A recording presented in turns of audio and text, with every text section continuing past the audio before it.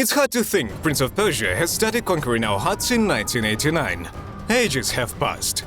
Since then, the series has managed to swap multiple publishers, evolve from a 2D platformer into a 3D game, heavily influence the whole video game industry, be ported to every available device, receive 3 remakes, 1 full-length screen adaptation, be cancelled 3 times, and die with dignity, giving way to Assassin's Creed.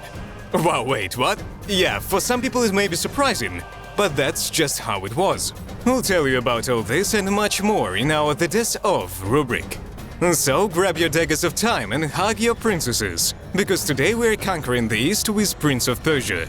You're on Drigmatic. Let's get to it.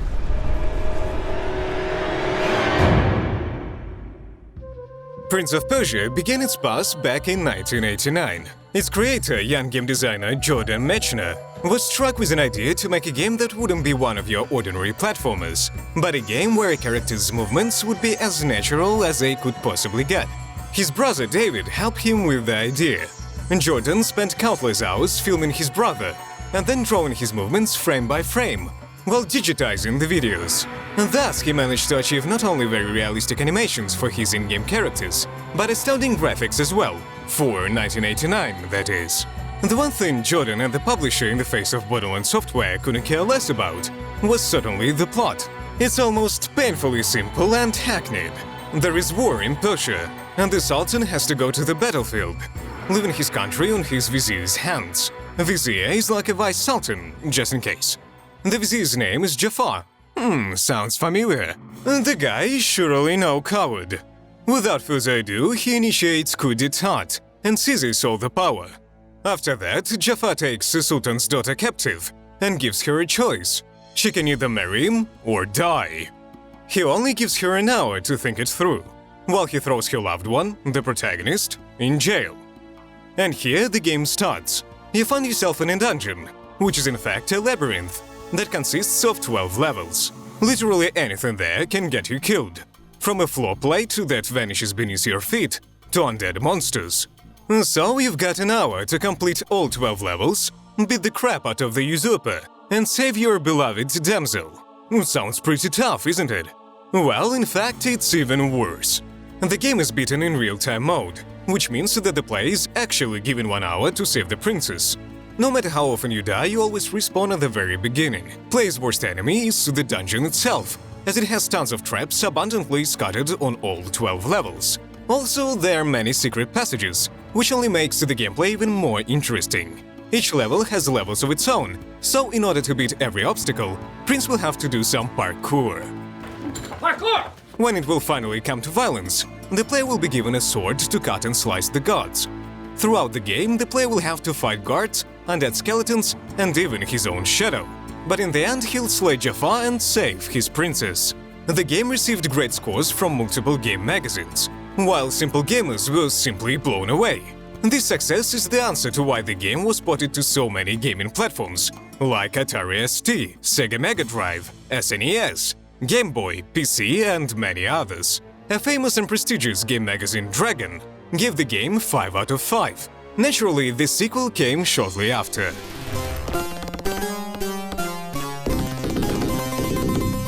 The sequel came out in 1993, and its main difference was its scale. Levels became bigger and more complicated. But every medal has its reverse. On one hand, that's awesome. Now it's all much more diverse and we have more unique locations. On the other hand, however, you can easily get lost and confused in such locations without a map. The first game also didn't have a map, but it allowed intuitive orientation, because the levels were fairly small. So it was quite easy to learn where to go. The graphics were also controversial. On one hand, the devs added more colors, so the color palette became much nicer and more diverse.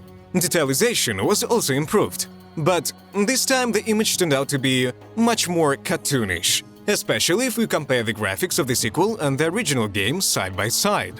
Because of that, even the improved detailization seemed to have become worse than in the first game. But all of that is nothing but subjectivity, so let's get to the story. This time, Jordan worked so hard on the plot that it seems he overdid it, because the degree of surrealism has risen dramatically compared to the original game. Jafar, who was successfully slain in the previous game, turns out to be fine and dandy. All because of dark magic, which our cunning usurper possessed all this time. He turns himself into he turns himself into the prince, while turning the actual prince into a beggar. Maybe I too was a prince, and then some dick turned me into a beggar, and now I'm forced to work for Drigmatic. Nah, sounds like bullshit. Okay, anyway, so the Pauper Prince tries to reach the love of his life, and Jafar orders to capture him. So the protagonist uses a ship to flee the city. It is wrecked in a thunderstorm sent by Jafar. Prince survives, however he is washed on a mysterious island, where he'll have to fight cave skeletons, meet his mother's spirit, fly to a temple on a magic carpet, be killed by bird people, and then, being a ghost, come back to life. Whatever weed did Jordan Mechner use, I want some for myself. I mean, the story became much more diverse. That's why now we have new locations. We're now allowed to explore the rooftops of the stone city, as well as various caves and temples. Gameplay-wise, The Shadow and the Flame was pretty much the same game. One of the few changes was that now you had to manually draw out your saber, while in the original game the protagonist did that automatically. Also, there was one extremely annoying thing when you had to turn with your sword drawn out. Instead of just putting the sword in the other hand, the prince would turn, but the sword would remain still. Such control peculiarity could kill the prince. He could simply fall off a cliff if he was standing too close to the edge. The game was mainly panned for repetitive enemies and their weak AI. The autosave system was also widely disliked, as it made players go through the same levels again and again. Game magazine called Power Play gave the game 6.8 out of 10, and by the year 2000, the game had sold 750,000 copies. And the prince and princess dwelt together in joy and serenity, and lived happily ever after. In 1999 came out the first ever three-dimensional Prince of Persia into the Learning Company, yet Broderbund was still in charge of the development. Well, actually it was Red Orb Entertainment, Broderbund's branch to be precise. The story kicks off with the prince and the sultan visiting the sultan's brother, Hassan. In the middle of the banquet, Hassan orders to capture Sultan, while Prince is thrown into the dungeon, located guess where? Right you are, deep under the palace. The player's objective is pretty obvious. Get out of the catacombs and beat the crap out of the traitor. Locations were more or less diverse as well. The player was allowed not only to jump on perches and explore dungeons, but to take a nice swim. Besides hostile NPCs, there also were various puzzles and traps to keep the player from relaxing. Now you have to move a heavy block, and a minute later you need to find a key to open a locked door. The combat system could even boast some novelties. Apart from the usual sword, Prince could now use staff and twin blades. The staff was inferior to the sword in terms of dexterity, but it dealt much more damage in return. And, of course, they added the bow, which allowed the player not only to punish enemies from a fair distance, but to solve certain puzzles by pressing a button located somewhere on the ceiling. Various magical artifacts brought additional diversity to the gameplay. Among them were the invisibility potion, potions that allowed Prince to jump very high, and trinkets that shrank Prince so that he could squeeze through any crack or hole. There is really nothing else left to say about the gameplay. However, the development is a different story. Prince of Persia 3D was marketed as an ambitious platformer, a rightful heir to the original game, but in three-dimensional space. At first, everything was going quite fine. Andrew Pedersen, producer of the original game, was the project's leader and asked Jordan Mechner to take part in the development process. They spent more than a year elaborating the project, while using games like Thief: The Dark Project, Quake and Tomb Raider as sources of inspiration. Later, the project will often be compared with the last one.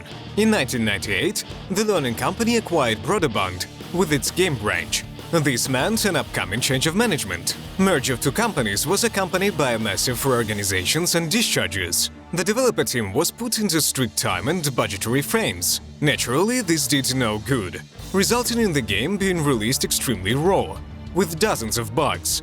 Let's add the lack of originality and a popular comparison with Tomb Raider, which certainly wasn't in favor of Prince of Persia. And we will get quite a controversial community response. Despite rather high scores, 7.1 out of 10 from IGN and 7.9 user score on Metacritic, the Sword Prince of Persia is considered the worst game in the whole franchise, even by Jordan Mechner. Persia lies to the north. So it does. Am I to be stolen away again?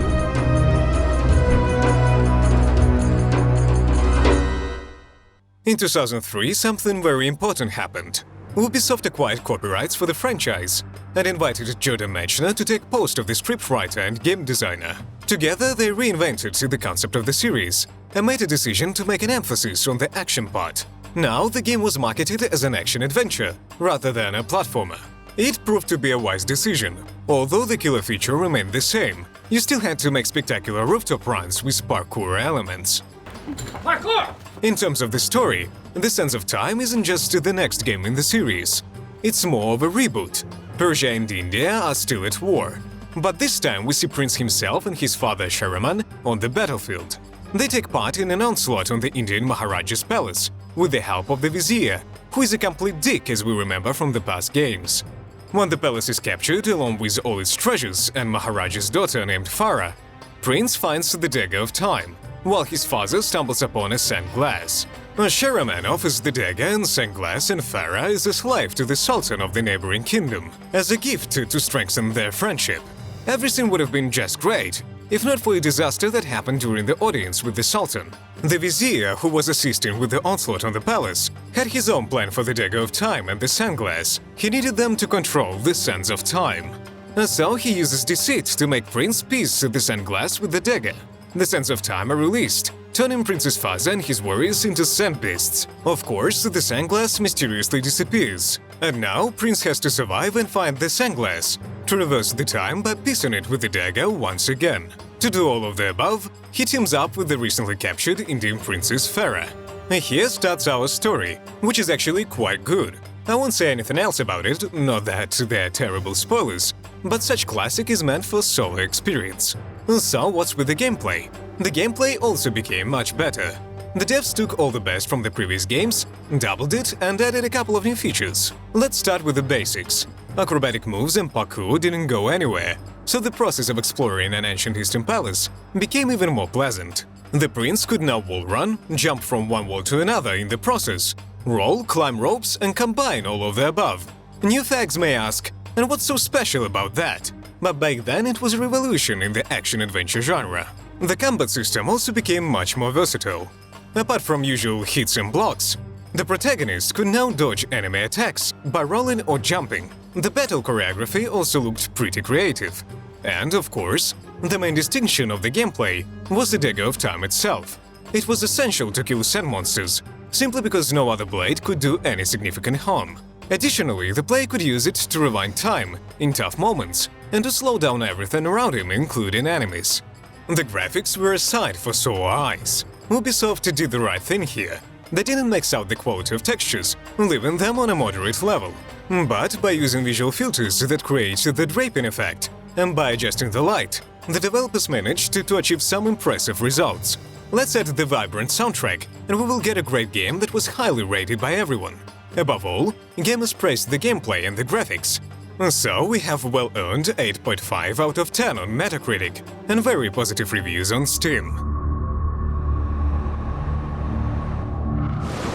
After a year, the sequel titled Warrior Within is released. This was the first game in the franchise that was developed without Jordan Mechner. The developer said that he didn't exactly like the tone that Ubisoft prepared for the sequel. A huge emphasis was made on violence. Female characters were dressed in skimpy outfits. The game now had obscene words. Good old days. Anyway, the story drives the protagonist to the Island of Time. Well long ago, the Empress created the dagger and the sandglass to manipulate time. Our objective is simple: meet the Empress and prevent her from creating the artifacts that would then be stolen by the renowned Indian Maharaja. Halfway to the island, the prince's ship engages in a battle with enemy forces and gets capsized. Everyone besides Prince is killed, all because of the sand demons and a mysterious hostile woman named Shadi. The protagonist finally manages to get to the island, thanks to the trace of portals left by Shadi. From here on out, the prince's adventure will consist of searching for the Empress, fighting the sand demons, and running away from a particularly powerful demon called Dahaka. It's the Timekeeper who must kill the prince, because in the previous game he disturbed the flow of time, altered his own fate, and above all managed to come out alive. Dahaka is determined to get things right, so he will chase the player throughout the entire game. Gameplay isn't really that different from the previous game. But as I said, an emphasis has been made on violence. The combat system has been modified. Now you could pick up a second weapon with your left hand. Although due to wear and tear, you had to constantly search enemies for new weapons. Many new combos were added for a number of weapons, refreshing the gameplay. Various time manipulation remained. Despite the fact that the protagonist no longer possessed the Dagger of Time, it was replaced by the Medallion of Time, an exact copy of the one that was worn by Farah in the previous game.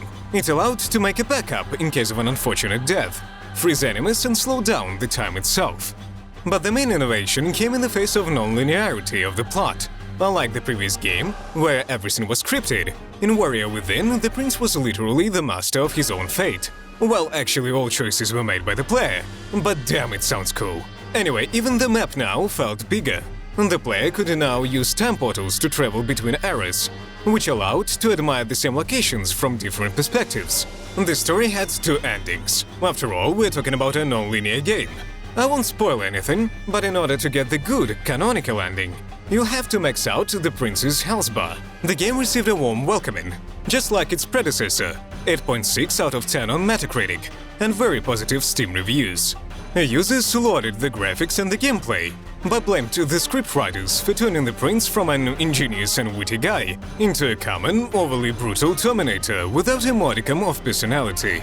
The last game of the Sands of Time trilogy came out in 2005. Initially, the game was supposed to be titled Kindred Blades and have a slightly different story. The developers wanted to make a compromise between the lightweight original game and its dark sequel. In the end, the game turned out to be closer to the sequel in terms of ambience and was named The Two Thrones. The story begins with the prince and, beware of the spoiler to the second game, Kaelina, aka the Empress of Time, leaving the island and arriving in Babylon, which is controlled by a sworn enemy, the Indian Vizier. You see, the prince erased all the events of the first game, which means that neither he nor his father had ever defeated the Indian Maharaja and his Vizier. Maharaja still managed to get to the island and get the renowned dagger, but it was useless without the Sands of Time. And so the Vizier studied the literature brought from the island and learned that he could become immortal. And to achieve that, he only had to find the Empress. Without a moment's hesitation, he murdered the Maharaja, took charge of his army and took over Babylon. He then sank the prince's ship and kidnapped the Empress. The prince reached the Vizier and tried to save the Empress, but the bastard killed her and released the Sands of Time, which turned him into a powerful monster and his army into demons. You know the rest. The prince managed to escape with the Dagger of Time. Everything seemed to be clear. Eyes on the prize. Well, as if. When the Sands of Time were released, they touched the prince, infecting him with the curse. Thus was born the protagonist's alter ego, the Dark Prince. This cynical and ruthless sub-personality was slowly but steadily taking over the protagonist's mind. The gameplay brought back the balance between parkour and combat. The role of acrobatics became more significant than in the previous game, while the combat system and its basics remained unscathed. The Dark Prince, by the way, greatly diversified the gameplay. I confess that for me, playing as the Dark Prince was the most exciting part. To brutally annihilate multiple enemies at once, make enormous jumps, etc, etc. Only the health bar was constantly depleting, so I had to find sand every now and then in order not to die. The Dagger of Time could also be upgraded by unlocking new perks. With each upgrade, a dragon-shaped tattoo appeared on the prince's arm. The secondary weapon now took more time to wear out than in the sequel. Moreover, now you could throw it at the enemy to gain precious seconds. A new QTE system was introduced, which was used in stealth kills. Another memorable thing were the epic kart races, where every wrong move could spell the end for the protagonist. And taking into account all of the above, one could expect high ratings from players. And that's exactly what happened. 8 out of 10 on Metacritic, and mostly positive reviews on Steam. In 2008, Ubisoft decided to reboot the franchise. It was a new era for Prince of Persia. Everything had been changed, from setting to the graphics style. The events still take place in ancient Persia, yet the story revolves around a nameless prince. But he was different from the morose protagonist of the previous game, and from the outgoing and simple protagonist of the original game. The new prince was a die-hard cynic. Hi. The story itself seemed to be quite hectic and not really captivating. The prince got caught in a sandstorm and lost his mule named Farah. Keep in mind, that was the name of the Indian princess from the Sands of Time trilogy. Why did they decide to give the same name to a mule is unclear. Looks more like an insult to the past characters rather than a tribute. Anyway, trying to find Kawa from the sandstorm, the prince finds a garden, where he happens to save a mysterious woman named Alika from the Guardians. She asks the protagonist to escort her to a temple nearby, where her father immediately attacks the prince. Alika's father is defeated, but he managed to destroy the Tree of Life, freeing an ancient evil spirit, Ahriman. Once released, Ahriman starts to spread some dark force that kills every living being on its way. Now the two characters are faced with quite a task: to free the lands of the dark force and defeat the ancient spirit. The gameplay was also heavily modified. The focus has once again been shifted towards the acrobatics. However, if in the previous games the parkour looked rather absurd, here it looks straight up supernatural. Apart from Sister's special gloves that helped the prince to climb almost any surface, including ceiling, the prince now also had Alika's magic that allowed him to jump extremely high and even fly at times. Alika's impact on the gameplay in general cannot be overestimated. She assisted the prince in battle, regenerated his health, and prevented him from falling into the abyss. The combat system wasn't left out as well. Relatively big fights have been replaced with 1 versus 1 duels. The ability to counterattack by putting blocks in the correct time was introduced. Sisters acted as a secondary weapon while in combat, helping to block and attack faster. By combining main weapon and Sisters' attacks with magic and acrobatics, you could get some spectacular combos. As I've already said, the graphics overhaul drastically changed the perception of the game. Certainly, there were people who liked the new comic style, similar to the one in Borderlands. But to be honest, I was expecting something different from the new Prince of Persia. The charm, the atmosphere, the architecture were no longer there. The ambience of the ancient East from the previous games was lost. The game received a fairly warm welcome from gamers. Visual design, smooth animations, and Alika's AI were particularly appreciated. On the other side of the spectrum were generic NPCs and repetitive boss fights. In conclusion, we've got 7.3 out of 10 on Metacritic and mostly positive reviews on Steam. Presumably having rejected the idea of reboot, Ubisoft put on a happy face and decided to release a new game about the good old Prince of Persia.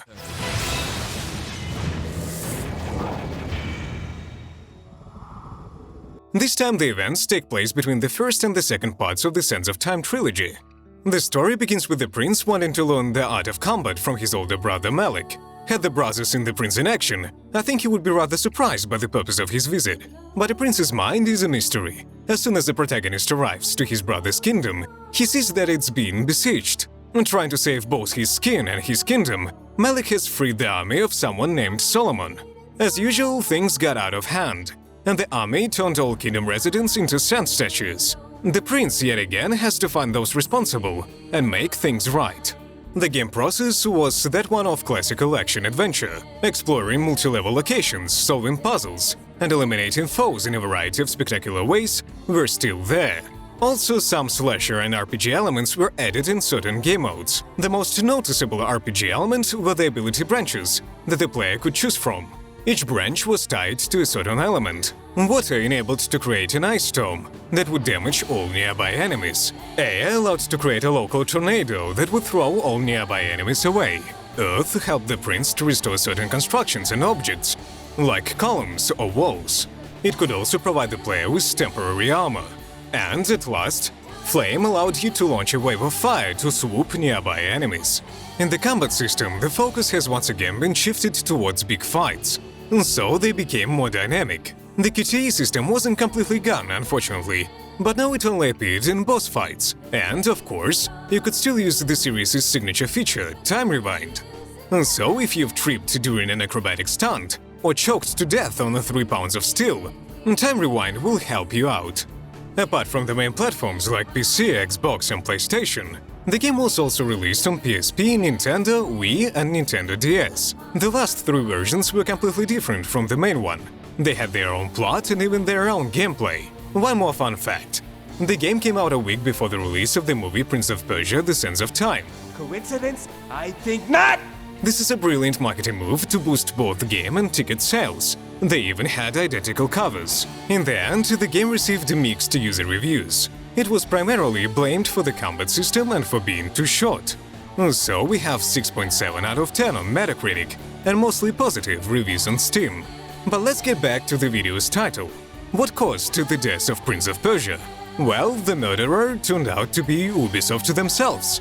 After the successful release of the first game titled The Sands of Time, the developers from Ubisoft Montreal started to work on the concept of a new game in the setting of Prince of Persia. Patrice Desilets, senior designer and a fan of the franchise, became interested in the Order of Hashashins. The Order acted as a prototype for the future Assassins. The developers wanted to add the Sands of Time movement system to an open-world game. As the development progressed, it became more and more evident that the project was going to be extremely ambitious, so the studio started to staff up. Soon in 2007, the new game came out. Originally it was supposed to be just another chapter of Prince of Persia, but turned out to be the first game in a new franchise, Assassin's Creed. Its astounding success, sky-high user scores, and astronomical sales spoke volumes. So the Prince of Persia franchise was moved aside, and then almost completely forgotten. If we take a look at the graphic, we can see that Prince of Persia's golden age lasted from 2003 to 2005. It's the time when the Sands of Time trilogy was released. The 2008 Prince of Persia was fairly good, but the sales were rather modest. So in 2010, Ubisoft decided to go back to the Sands of Time concept. But even this didn't save the day. Prince of Persia simply didn't stand a chance against Assassin's Creed, so the death of the franchise became only a matter of time. Since then, only the remake of the second game, The Shadow and the Flame, has been released in 2013. Only it was released on Android and iOS, and playing an action-adventure on your smartphone's digital joystick, or God forbid by using gestures, is a bad idea. Many have complained that the game had trouble responding to touches, and just one touch could be the difference between life and death for the protagonist. So it wasn't exactly the remake that was anticipated by the fans. Recently, Ubisoft announced a VR project that less than 1% of the whole fanbase will be able to experience, and then proceeded to announce a remake, I guess, of the original, The Sands of Time. And judging by what we saw in the trailer, it doesn't deserve the remaster status. In short, the franchise is going through some really hard times right now. But we still hope that one day the series will rise from the ashes and we will be able to relive our youth.